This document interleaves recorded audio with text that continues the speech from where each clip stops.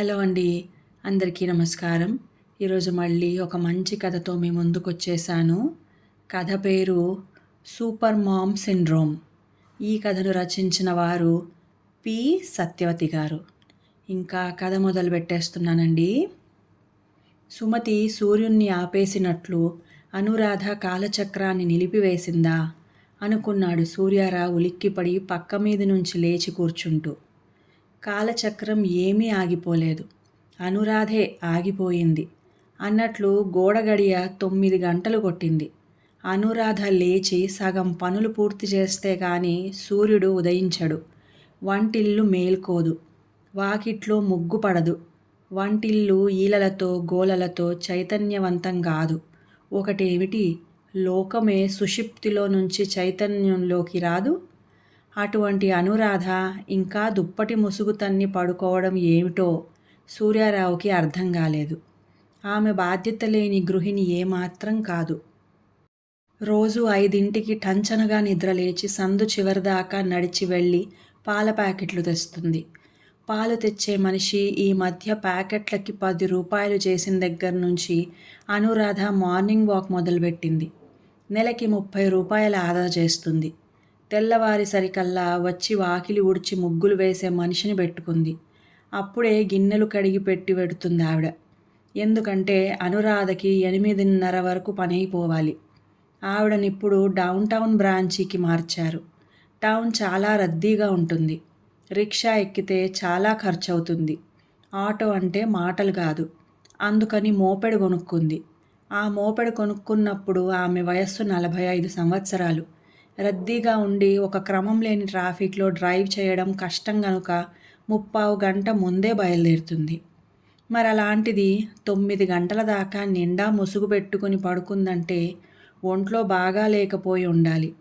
అనురాధకి ఒంట్లో బాగా లేకపోవడం సూర్యారావు ఎప్పుడూ చూడలేదు ఈ మధ్య. సూర్యారావు ఆమె మొహం మీద కప్పుకున్న దుప్పటి లాగిపడేశాడు. కళ్ళు పెద్దవి చేసి నోటి మీద చెయ్యి వేసుకుని తూలి పడబోయి గోడ కానుకుని నిలబడ్డాడు. అనురాధ శరీరమంతా తెల్లగా సున్నం కొట్టినట్లు మారిపోయింది. కళ్ళు తెరుచుకుని ఉన్నాయి. కట్టిన చీరే కట్టినట్లే ఉంది. కానీ చేతులు కాళ్ళు సీమ సున్నంతో చేసినట్లయిపోయాయి. కళ్ళు జుట్టు తప్ప శరీరం అంతా అలాగే ఉంది. కళ్ళు ప్రశాంత నిర్మలంగా ఎన్నడూ లేనంతగా మెరుస్తున్నాయి. రాత్రి 12 దాకా ఆమె మామూలుగానే ఉంది. ఏడాది నుంచి క్రమం తప్పకుండా ప్రతిరోజు చూసే హిందీ సీరియల్ చూసింది. ఈ పూట కోసం ఇడ్లీ పప్పు గ్రైండ్ చేసి పెట్టింది. మంచినీళ్లు కాచి ఫిల్టర్లో పోసింది. ఒకటేమిటి, 1,50,000 పనులు చేసింది. ఆమెకు చాలా ముందు చూపు. ఇవాల్టి కోసం నిన్ననే చాలా ఏర్పాట్లు చేసింది. ఇప్పుడేమో ఇలా తెల్లగా సున్నపు బొమ్మలా మారిపోయింది. ఇలాంటి జబ్బు చెయ్యగా ఇంతవరకు ఎవరినీ చూడలేదు సూర్యారావు. ముక్కు దగ్గర చెయ్యి పెట్టి చూశాడు. శ్వాస నిలిచిపోయింది. గుండె మీద తల ఆంచి చూశాడు. స్పందన లేదు. ఉలిక్కిపడ్డాడు. అనురాధ చచ్చిపోయిందా? అనురాధ చచ్చిపోవడం ఏంటి? సూర్యారావు చెమటతో తడిసిపోయాడు. అడుగులో అడుగు వేసుకుంటూ వెళ్ళి స్నేహితుడు సుబ్బారావుకి ఫోన్ చేసి డాక్టర్ని వెంటబెట్టుకు రమ్మన్నాడు. అనురాధకి వచ్చిన జబ్బేమిటో డాక్టర్కి అర్థం కాలేదు. కానీ ఆమె చచ్చిపోయిందని మాత్రం ధృవపరిచాడు. క్షణాల మీద అనురాధ మరణ వార్త వీధంతా పాకింది. ఇరుగు పొరుగు గబగబా కాఫీలు కాచేసుకుని తాగేసి మంచినీళ్లు గట్రా పట్టేసుకుని సూర్యారావు ఇంటికి వచ్చారు. శవాన్ని క్రిందికి దించి తల దగ్గర దీపం పెట్టాలంది పక్కింటి మా అమ్మగారు. వరండాలో చాప వేసి దాని మీదికి చేర్చారు. పిల్లలకి ఫోన్ చేయి సూర్యారావు అన్నాడు సుబ్బారావు. సూర్యారావు తరచుగా ఐఎస్డీలు చేసేస్తున్నాడని ఆ సౌకర్యాన్ని తీసేయించింది అనురాధ. పిల్లల ఫోన్ నంబర్లు డబ్బు ఇచ్చి సుబ్బారావుని ఆ పనికి పురమాయించాడు సూర్యారావు. అతనింకా పళ్ళు తోముకోలేదు. నిద్రలేస్తూనే అతను పళ్ళు తోముకుని వచ్చే వేళకి పెద్ద మగ్గు నిండా ఆవిర్లు కక్కే కాఫీ సిద్ధంగా పెడుతుంది అనురాధ. 2 మగ్గుల కాఫీకి ఎంత పొడి వెయ్యాలో, ఎన్ని పాలు పొయ్యాలో, ఎలా వెచ్చజెయ్యాలో ఆమెకి తెలిసినట్లు ఎవరికీ తెలీదు. సుబ్బారావుకి అనురాధ శరీరాన్ని ఒకసారి ముట్టుకుని చూడాలనుంది. మంచం మీద నుంచి దించేటప్పుడు కాళ్ళు పట్టుకున్నాడు గాని కాళ్ల మీద చీర కుచ్చిళ్ళున్నాయి. ఆమె శరీరం సున్నంగా ఎలా మారిపోయిందో, అది నిజంగా సున్నమా లేక ఇంకేమైనానా తెలుసుకోవాలని చాలా కుతూహలంగా ఉంది. కానీ ఆ శరీరం అతని స్నేహితుని భార్యది. అతని వస్తువు గదా! శవమైనా అతనిదే గదా! దాని మీద అధికారం. ముట్టుకుంటే ఊరుకుంటాడో లేదో.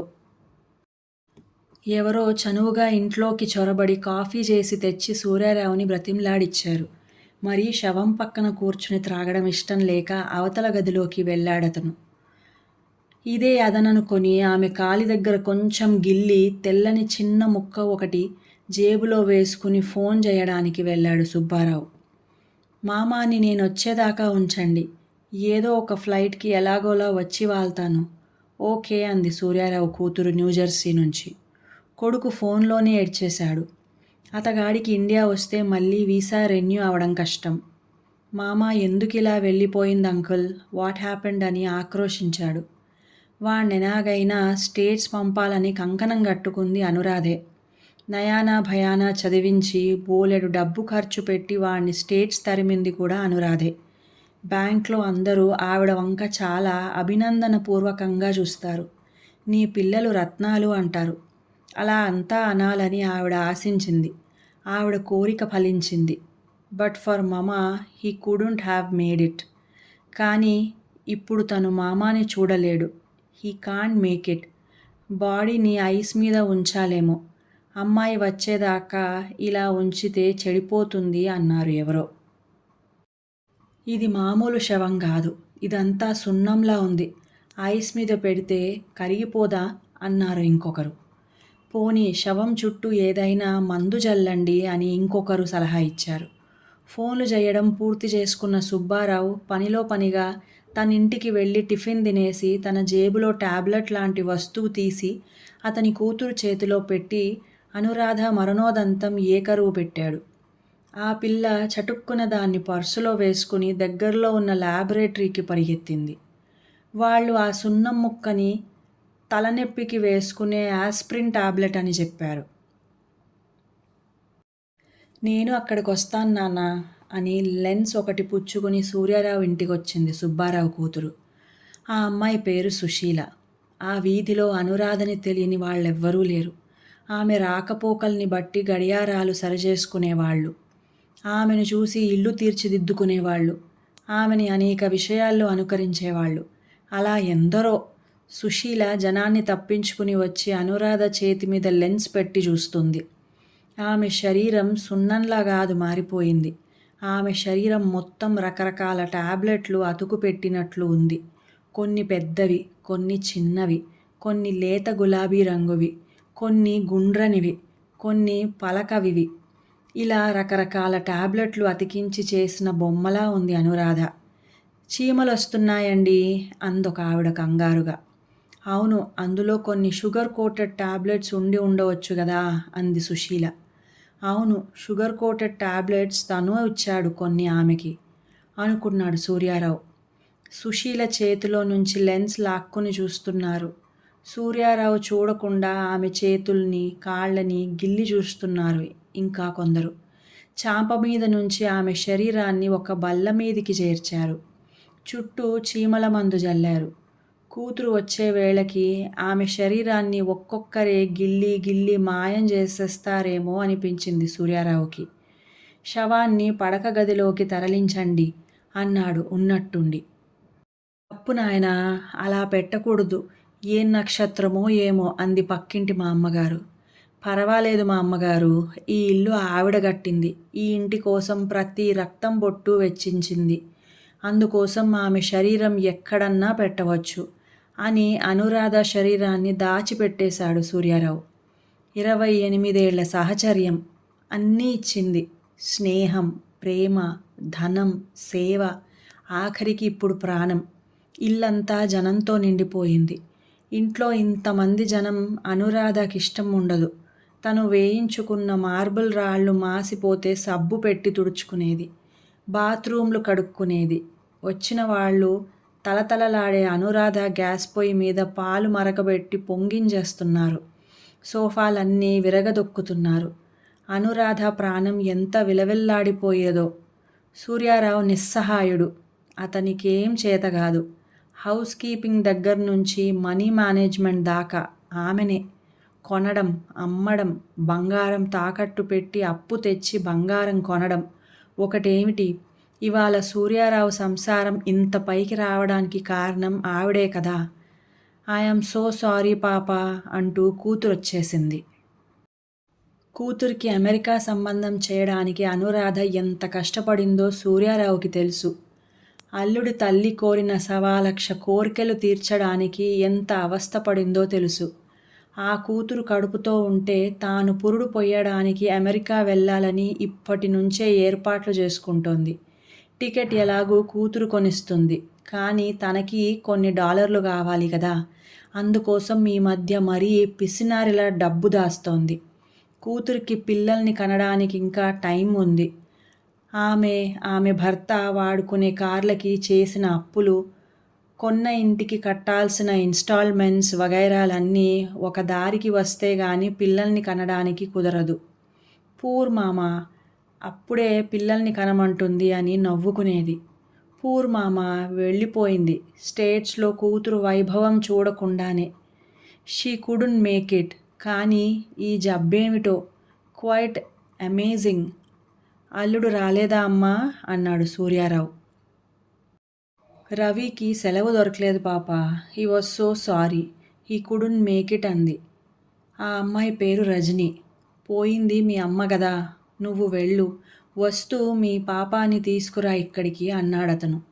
శవానికి స్నానం కానివ్వండి అన్నారు బంధువులు. స్నానం చేయిస్తే టాబ్లెట్లన్నీ కరిగిపోతాయి, తగలేయడానికేం ఉండదు. పసుపు నీళ్లు చల్లి పవిత్రం చేయండి అన్నాడొక ఆయన. శవానికి స్నానం చేయించకపోతే పుణ్యలోకాలకి పోదు అన్నది పక్కింటి మా అమ్మగారు. పవిత్ర స్నానమా పసుపు నీళ్ళ అని తర్జన భర్జన జరిగింది కాసేపు. చివరికి పసుపు నీళ్ళకే ఓట్లు పడ్డాయి. ఇంతకీ శవం కళ్ళు ముయ్యలేదు అన్నారు ఎవరో. ఐ కాంట్ డూ ఇట్ అంది రజని. సూర్యారావు ప్రయత్నించాడు. అతనికి ఆశ్చర్యం వేసింది. ఆమె బ్రతికి ఉండగా ఎన్నోసార్లు మూయగలిగాడు. ఇప్పుడు ఆ కళ్ళు మూసుకోవడం లేదు. ఎంచేత? శవం బయలుదేరుతుండగా రుప్పుతూ వచ్చాడు పెథాలజీ ప్రొఫెసర్ ప్రకాశ్రావు. అతను అనురాధకి పెద్దమ్మ కొడుకు. ఏవో పరికరాలు వెంటబెట్టుకొచ్చాడు. నా భార్య శవం మీద నీ పరిశోధనలకి నేను చచ్చినా ఒప్పుకోను అన్నాడు సూర్యారావు. అతనికి ప్రకాశరావు అంటే చాలా కోపం. అనురాధకి అతనంటే ఇష్టం గనుక. నా భార్యని సకల లాంఛనాలతో స్వర్గానికి పంపాల్సిన బాధ్యత నాది. ఆమె శరీరానికి వచ్చిన ఈ కలంకానికే నేను గుండె పగిలి చస్తున్నాను. ఇంకా ఇదొకటా అన్నాడు సూర్యారావు. అది కాదు సూర్యం, ఇది వైద్య ప్రపంచానికే ఒక వింత సవాలు. ఇది ఇలా ఎందుకు సంభవించిందో తెలుసుకోవడం మన విధి. ఇది చాలా అవసరం మనకి అని మొండికేశాడు ప్రకాశ్రావు. అనురాధ శవం టాబ్లెట్లుగా మారిపోయి ఆమె చనిపోయిన విషయం అన్ని పత్రికల స్ట్రింగర్లకి తెలిసిపోయింది. ఆ జిల్లాలో జరిగే వింతలు విశేషాలు ముక్కలుగా వీడియో తీసి ఒక ఛానల్కి అమ్మే వీడియోగ్రాఫర్కి కూడా తెలిసింది. వీళ్ళంతా రాకముందే శవదహనం జరిగితే బావుండిపోయేదనుకున్నాడు సూర్యారావు. మావయ్యని చూడనీ పాపా అంది రజని. ప్రకాశ్రావు ఒక అరగంట సేపు అనురాధ శరీరాన్ని పరీక్ష చేసి నోట్స్ రాసుకున్నాడు. ఈలోగా కొంతమంది ఫోటోలు తీసుకున్నారు. ఇదంతా అమ్మ శవానికే కదా పాప, ఆవిడ ఆత్మ ఎప్పుడో స్వర్గానికి వెళ్ళిపోయింది అని తండ్రిని సముదాయించింది రజని. ఎట్టకేలకు అనురాధ శవం కట్టెల మీదకి వెళ్ళింది. ఏం శరీరం లేదు, అందులో చాలా భాగాలు లేవు. 4 ఏళ్ల నాడు గర్భసంచి తీసేశారు. దానితో పాటు ఓవరీస్ కూడా తీశారు. పనిలో పనిగా అపెండిక్స్ కూడా తీశారు. ఇహ మిగతా రక్తం కండలు అంతా మాత్రల క్రింద మారిపోయింది. ఉంటే మెదడు గుండె ఉండి ఉండాలి అన్నాడు సూర్యారావు కళ్ళు తుడుచుకుని. అనురాధ శరీరం రంగురంగుల మంటలతో మండుతోంది. టాబ్లెట్స్లోని కెమికల్స్లో నుంచి వచ్చే రంగులు. ఉన్నట్లుండి ఏదో పగిలిన శబ్దం వచ్చింది. చితిలోంచి ఒక ఆకుపచ్చగా పాచి పట్టిన పదార్థం ఎగిరి వచ్చి సూర్యారావు పాదాల దగ్గర పడింది. అదేమిటి అని ఉలిక్కిపడ్డాడతను. ప్రకాశ్రావు దాన్ని చేతిలోకి తీసుకుని చాకుతో పాచినంతా శుభ్రంగా గీరాడు. అందులో తలతలలాడుతూ ఉంది అనూరాధ మెదడు. దాన్ని గుర్తుపట్టాడు సూర్యారావు. పెళ్ళైన కొత్తలో తనతో చెస్ ఆడిన మెదడు. బ్యాంక్ టెస్టులో మంచి ర్యాంక్ తెచ్చుకున్న మెదడు. ఇదేమిటిలా పాచిపట్టిపోయింది? ప్రకాశ్రావు నవ్వి, మీ ఇంట్లో సింకులు, బాత్రూంలు తలతల మెరిసేలా కడిగేది కదా, ఆ పాచంతా వాటిల్లోంచి ఈవిడ మెదడులోకి చేరిపోయింది అన్నాడు. అలా అనూరాధ శరీరం అగ్నికి అర్పించి స్నానాలు చేసి ఇంటికొచ్చి ఆమె ఫోటోల్లో అనువైన దాన్ని వెతికి లామినేట్ చేయించే కార్యక్రమానికి ఉపక్రమించిన సూర్యారావుతో, నేను వెళ్ళొస్తానోయ్ అన్నాడు ప్రకాశ్రావు. నేను నీతో వస్తానంకుల్ అంది సుబ్బారావు కూతురు సుశీల. నాతో ఏం పనమ్మా నీకు అన్నాడు పెథాలజీ ప్రొఫెసర్ ప్రకాశ్రావు. అతను అనురాధని స్వంత చెల్లిలా చూసుకునేవాడు. ఎన్నోసార్లు ఎన్నో అడగని సలహాలిచ్చి ఆమె చేత చివాట్లు తిన్నాడు. అనురాధ ఆంటీకి వచ్చిన జబ్బేమిటో మీరు నాకు చెప్పాలి అంది సుశీల. నాకు చెప్పు అంకుల్, మా మామాకి వచ్చిన జబ్బు నాకు తెలియకపోతే ఎలా అంటూ వచ్చింది రజని. ప్రకాశ్రావు నవ్వి, దీన్ని సూపర్ మామ్ సిండ్రోమ్ అంటారమ్మా అన్నాడు. నిజంగా మా మామ్ సూపర్ మామే అంకుల్ అంది కళ్ళు తుడుచుకుంటూ రజని. అదేనమ్మా ఆవిడ జబ్బు అన్నాడతను. అదేమిటో ఎలా వచ్చిందో చెప్పండి అంకుల్. చెప్పకుండా విసుక్కుంది సుశీల. మా అనురాధకి ఈ ప్రపంచంలో ఉన్న ఆడవాళ్ళందరికన్నా తను చాలా తెలివిగలదాన్నని, సమర్థురాలనని గట్టి నమ్మకం.